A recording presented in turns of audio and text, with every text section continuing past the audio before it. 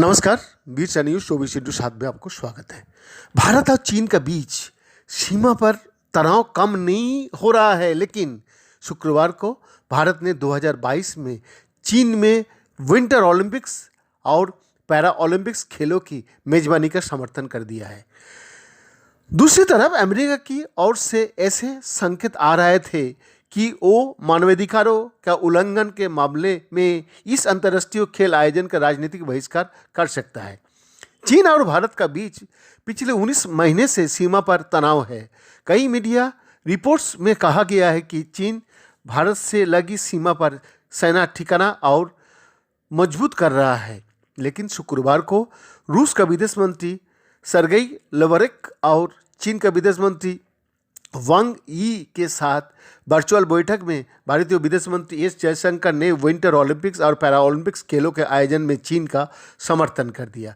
रूस, चीन और भारत का विदेश मंत्रियों की इस बैठक के बाद साझा बयान जारी किया गया। इस बयान में कहा गया है, चीन में 2022 में विंटर ओलंपिक्स और पैरा ओलंपिक्स खेलों की मेजबानी के लिए मंत्रियों ने समर्थन किया है।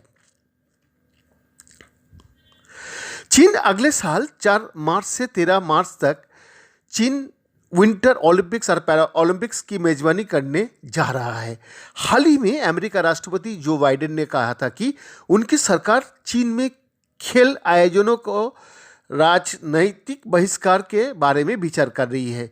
बाइडेन सरकार अपने खिलाड़ियों को तो चीन भेजेंगे, लेकिन अधिकारियों की प्रतिनिधिमंडल नहीं भेजने पर विचार कर रहे हैं।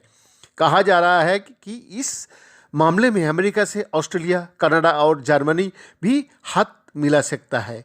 भारत का इस समर्थन को लेकर चीन का सत्ताधारी कम्युनिस्ट पार्टी का मुखपत्र माने जाने वाला दैनिक ग्लोबल टाइम्स ने अपना लेख में लिखा है, भारत के समर्थन से पता चलता है कि वो अमेरिका का स्वाभाविक सहयोगी नहीं है। भारत के समर्थन का ग्लोबल टाइम्स ने जमकर तारीफ भी की है। ग्लोबल टाइम्स ने लिखा है, चीन का साथ कहीं मामले पर तनाव के कारण भारत हाल के वर्ष में अमेरिका के करीब हुआ है। इन सब के बीच भारत ने चीन में विंटर ओलंपिक्स का समर्थन कर सोशल मीडिया यूजर्स और कई देशों को हैरान कर दिया। इससे पता चलता है कि भले दोनों देश के बीच सरहद पर तनाव है, लेकिन पूरा द्विपक्षीय संबंध तनाव भरा नहीं है। दोनों देश का कई मोर्चा पर साझा हित है। दोनों देश टकराव से बच सकता है और 2020 के पहले वाला सहयोग बहाल भी कर सकता है। ग्लोबल टाइम्स ने लिखा है, भारत ने विंटर ओलंपिक्स में चीन को समर्थन का राजनीतिक और रणनीतिक स्वतंत्रता का परिचय दिया है। अमेरिका की तरफ झुकाव के बावजूद भारत ने दिखाया है कि वो सभी क्षेत्रीय और अंतर्राष्ट्रीय मामले में अमेरिका का साथ नहीं रह सकता। ये बहुत ही साफ है कि नई दिल्ली वाशिंगटन का स्वाभाविक सहयोगी नहीं है।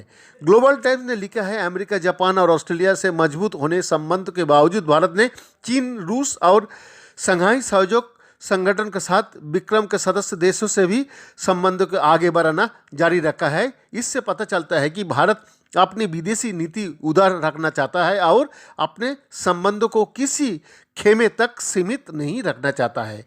ग्लोबल टाइम्स में सिंघुआ यूनिवर्सिटी में नेशनल स्ट्रेटेजिक इंस्टीट्यूट का रिसर्च डिपार्टमेंट का निदेशक कियान फेंग ने कहा है, भारत ने एक सकारात्मक संदेश भेजा है कि वो चीन के साथ तनाव को देख लेगा और द्विपक्षीय संबंधों में स्थिरता लाएगा। वर्तमान गतिरोध से निपटने के लिए और धैर्य की जरूरत है। दोनों पक्ष और संवाद से विवाद को सुलझा जा सकता है। ग्लोबल टाइम्स ने लिखा है, विंटर ओलंपिक्स में भारत की इस रुख से स्पष्ट हो गया है कि वो अमेरिका का छोटा भाई नहीं बनना चाहता है, जैसे कि जापान और ऑस्ट्रेलिया है। भारत अपने दम पर ताकतवर बनना चाहता है और अमेरिका से जुड़ने को लेकर अनिच्छुक है। ग्लोबल टाइम्स ने इस लेख की शीर्षक दिया है, भारत ने विंटर ओलंपिक्स में चीन को समर्थन कर बता दिया है कि वो अमेरिका को स्वाभाविक सहयोगी नहीं है। इस शीर्षक का ट्विटर पर शेयर करते हुए भारत की जाने माने सामरिक विशेषज्ञ ब्रह्मा चेलानी ने लिखा है, जब लोकतांत्रिक देशों के बीच चीन में विंटर ओलंपिक्स का बहिष्कार की बात जोर पकड़ रही है, तब चीन को वह प्रोपेगेंडा अखबार मोदी सरकार की विदेश नीति की तारीफ में ये हेडलाइन दे रहा है।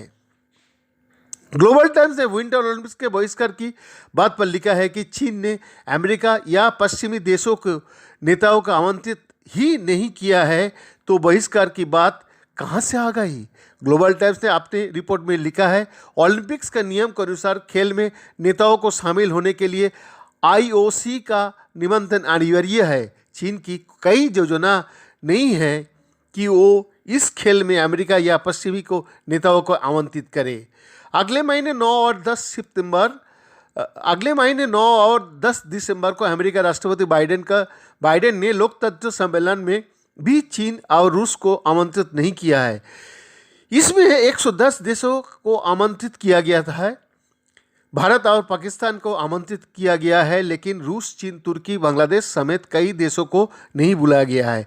चीन ने इस लेकर भी अमेरिका पर हमला बोला है। लोकतंत्र को लेकर ही चीनी विदेश मंत्री वांग यी ने इसी साल अप्रैल में अमेरिका पर निशाना साधते हुए कहा था कि लोकतंत्र कोई कोका कोला नहीं है कि दुनिया के हर कोने में समान साथ और वादा किया जा सके। उन्होंने कहा था कि चीन ने खुद अपने लिए जो रास्ता चुना है, अमेरिका को उसका सम्मान करना चाहिए।